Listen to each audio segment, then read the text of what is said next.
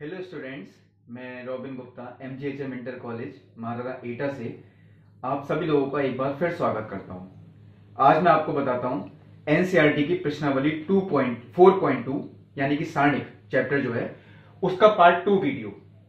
प्रश्नावली 4.2 का part 2 video. Part 1 video में मैंने आपको कुछ क्वेश्चंस बताए थे जो बिना प्रसार किए कि हमें सारणिक का मान शून्य सिद्ध करना होता है वो दिखाना है या सारणिक को दूसरे सारणिक में परिवर्तित करना है। लेकिन अब मैं आपको बताता हूं सारणिक का प्रसार होगा इन क्वेश्चंस में, लेकिन वो सबसे एंड के स्टेप में होगा। ऐसा नहीं जैसे क्वेश्चन नंबर 9 मैंने आपको लिखा है, ये 8 मैंने नहीं किया। मैं आपको देखिए वो क्वेश्चन बता रहा हूं, मैं अभी हिंट भी दूंगा जो थोड़े ठीक लगते हैं, थोड़े लेंथी भी हो सकते थे, मैंने वो करके दिखाया आपको। ये बात ध्यान रखें, जैसे ही सारणिक का क्वेश्चन आता है तो कई लोगों की कॉपी जब मैं चेक करता हूं तो मैं ये गलती निकलती है उसमें कि स्टार्टिंग से ही उन्होंने प्रसार करना शुरू कर दिया। वो पंक्ति ले लिया, स्तंभ ले लिया, उसका नतीजा ये होता है जो इसका गुणनखंडों में उत्तर आना चाहिए।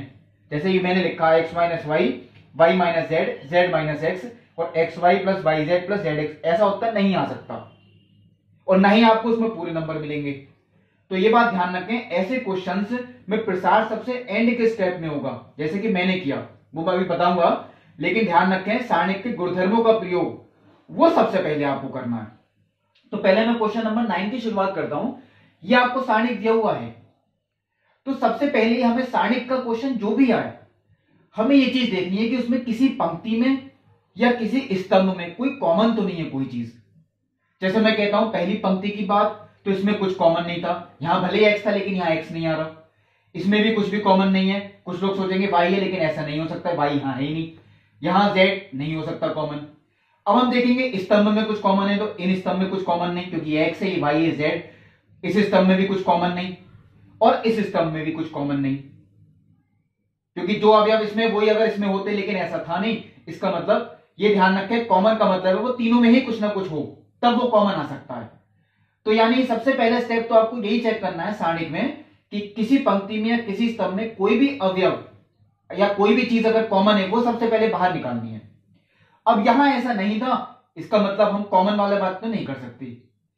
दूसरी बात हम ये देखेंगे इसके बाद कि सारणिक में कोई एक पंक्ति या कोई एक स्तंभ हम ऐसा अगर ले आए कि जिसमें 3 वन आ रहे हो। जैसे मैंने कोशिश की, देखिए मैं अभी पूरा बताऊंगा आपको, मैंने कोशिश की 3 वन लाने की, और किसी किसी क्वेश्चन में 3 वन आपको पहले ही दे रखे होते हैं।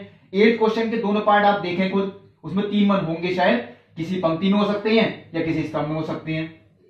वो बिल्कुल सही है, उसमें कोई प्रॉब्लम नहीं। तो पहले मैं आपको ये बताता हूं कि इसमें 3 वन हम ला सकते हैं, वो कैसे लाए। जब भी ये दो की गुणा मिले आपको, ये दो अवयवों की गुणा है, जैसे y इंटू जेड, ये z इंटू एक्स, ये x इंटू वाई, ये दो अवयवों की गुणा है। हम इसे दो अवयवों की गुणा को बिल्कुल हटा सकते हैं। और ये किस तरीके से हटाना है यह आप पहले सीख लें।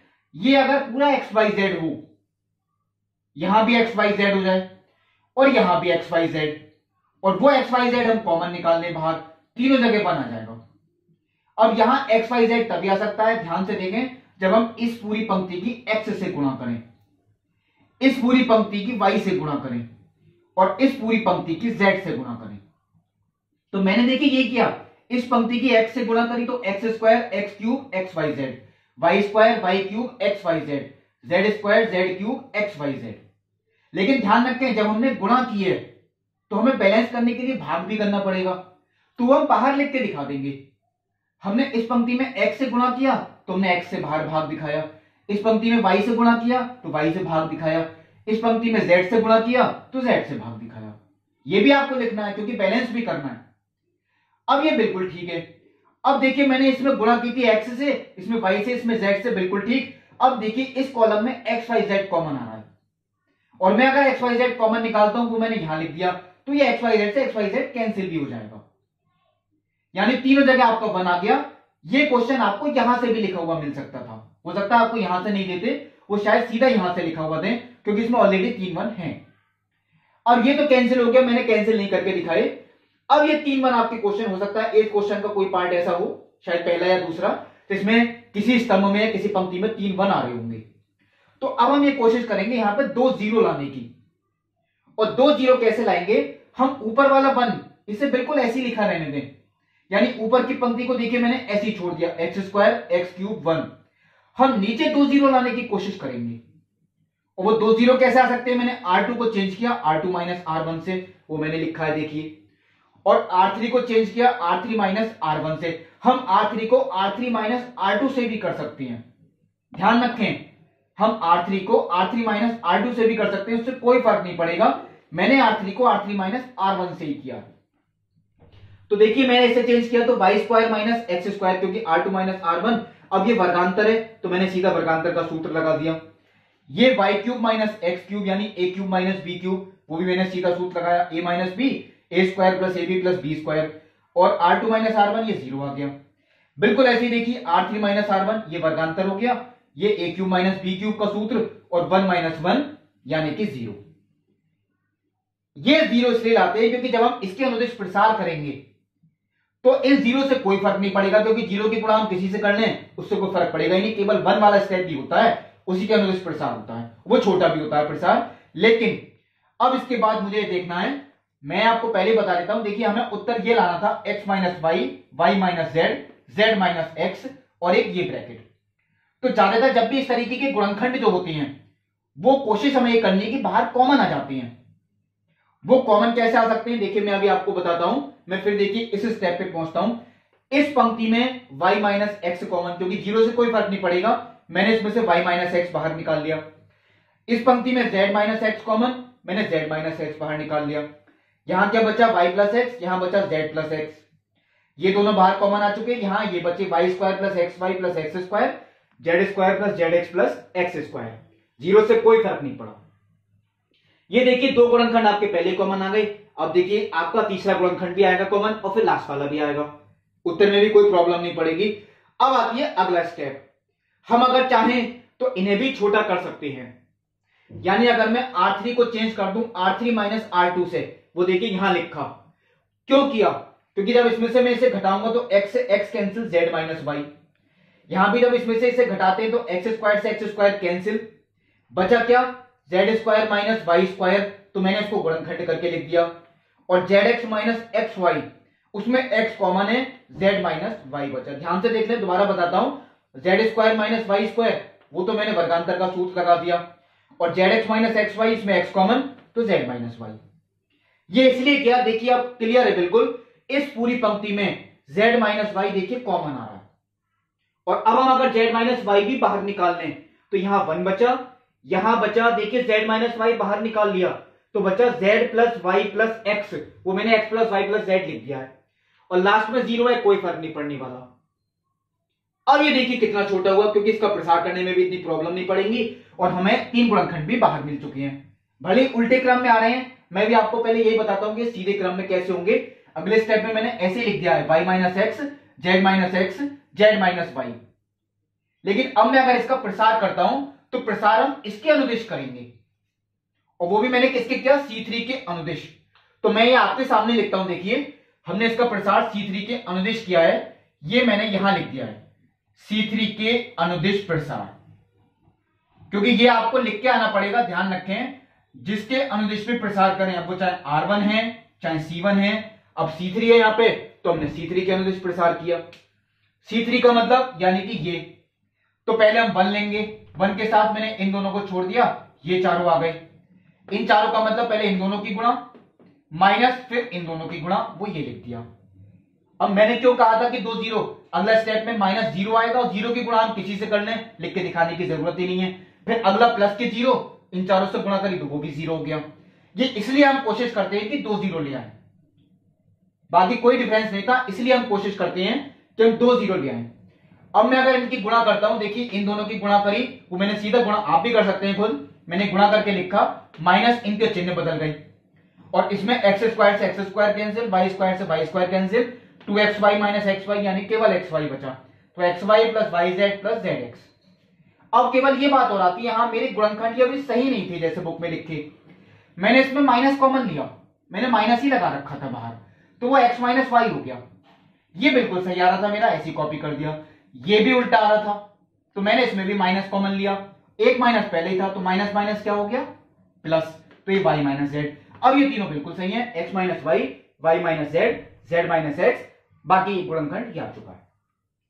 तो मैंने इसलिए 8 के 2 पार्ट नहीं किए थे, मैंने आपको 9th बताया, 10th के 2 पार्ट और 11th के 2 पार्ट, क्योंकि जितना ज्यादा से ज्यादा कोशिश करेंगे आप उतना आपका बेनिफिट है। तभी मैं एक क्वेश्चन आगे का और बता रहा हूं, वो 12 क्वेश्चन है कि हम अब जैसे ये क्वेश्चन है हम इसमें 3 1 कैसे ला सकते हैं। ये भी कोई टफ नहीं है। अभी आपको लगेगा इसमें किसी भी पंक्ति में और किसी भी स्तंभ में कुछ भी कॉमन नहीं है। पहले तो यही देखना है कि कुछ कॉमन है या नहीं, यानी कॉमन तो कुछ है ही नहीं। अब मैं देख सकता हूं कि इसमें 3 1 कैसे ला सकते हैं। तो कुछ लोगों के दिमाग में यही बात आएगी, हम C1 को चेंज कर दें C1 plus C2 plus C3, क्योंकि तीनों में यही आया था यहाँ 1 प्लस एक्स स्क्वायर। ऐसे भी कर सकते हैं, बिल्कुल ठीक। मैंने यहाँ पे यही किया है अगला स्टेप, लेकिन मैंने R1 को चेंज कर दिया, कोई फर्क नहीं पड़ेगा। एक मुझे ये भी बताना था, क्योंकि 3 1 यहाँ स्तंभ में आ रहे थे, तो मुझे पंक्ति वाला भी करके दिखाना था, इसलिए मैंने R1 को चेंज किया। R1 को चेंज किया R1 plus R2 plus R3 से, यानी 1 प्लस एक्स स्क्वायर। ये तीनों जगह देखिए आ गया R1 को 1 प्लस एक्स, ये सब जगह यही आता है। यानी R1 कैसे चेंज हो गई, R1 में हमने R2 और R3 को जोड़ दिया। ये इसलिए बेनिफिट मिला क्योंकि अब पहली पंक्ति से ये चीज कॉमन, 1 प्लस एक्स स्क्वायर हमने कॉमन निकाल लिया। तीनों जगह यहां 1 बचा। देखिए अब ये क्वेश्चन बिल्कुल ठीक, क्योंकि हम तीनों जगह 1 आ रहा है। अब हम 2 0 ला सकते हैं। अब 2 0 अगर हम लाएं, या तो इधर लाएं 2 0, या इधर बीच में कोशिश करें कि बीच वाला 1 को हटा दें, उसे नहीं रहने देना है। तो पहले वाले 1 को रहने देना या तीसरे वाले 1 को रहने देना। तो मैं पहले वाले 1 को तो ऐसे ही रहने देता हूं, यानी 1 एक्स स्क्वायर और एक्स, यानी ये स्तंभ तो मैंने ऐसे लिख दिया। मैंने इसमें से इसे घटाया, यानी C2 को चेंज करा C2 माइनस C1 से, और C3 को भी चेंज करा C3 माइनस C1 से, वो नीचे लिखा है। अब देखिए C2 माइनस C1, तो 1 माइनस 1 0, 1 माइनस एक्स स्क्वायर, और ये एक्स स्क्वायर माइनस एक्स, और C3 माइनस C2 भी कर सकते हैं, मैंने C3 माइनस C1 ही किया है। 1 minus 1 0, x minus X square और 1 माइनस एक्स। ये कोई टफ नहीं था, बहुत सिंपल था। ये फिर भी थोड़ा कॉम्प्लिकेटेड था, ये ऐसा नहीं था, ये मैंने सीधा लिख दिया।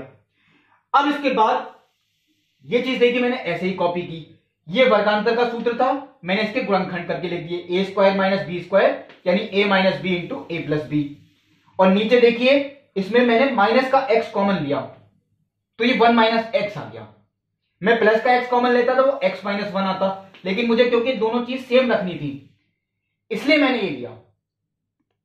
अब देखिए एक चीज और आती है यहां पे, मैं एक बात ये करता हूं, इसमें मैंने यहां पे वर्गांतर करके लिखा, यहां भी देखिए एक्स कॉमन लिया, 1 माइनस एक्स बिल्कुल सही आ गया, 1 माइनस एक्स था ये बिल्कुल सही आ गया, और यहां पे 1 माइनस एक्स ऑलरेडी है। क्यों किया ये, क्योंकि इससे 1 माइनस एक्स कॉमन है, 0 से कोई फर्क नहीं पड़ेगा, और इसमें भी 1 माइनस एक्स कॉमन है। कॉमन किसमें है, C2 में और C3 में। तो C2 और C3 से कॉमन ले 1 माइनस एक्स, तो 1 माइनस एक्स जब कॉमन निकाल लिया तो 1 प्लस एक्स बचा, क्या माइनस के एक्स, और यहां भी क्या बचा, केवल एक्स और 1। अब देखिए मैंने एक गलती की, कुछ लोग गलती करते हैं, हमने C2 से और C3 से कॉमन लिया है, लेकिन जो मैंने यहां पे लिखा है वो R2 और R3 लिख दिया है। ये R2 से नहीं लिया हमने, ये जो हमने कॉमन लिया, एक तो C2 से लिया तो मैंने यहां C2 कर दिया, और एक C3 से लिया मैंने यहां C3 कर दिया। C2 और C3 इनसे हमने कॉमन लिया 1 माइनस एक्स।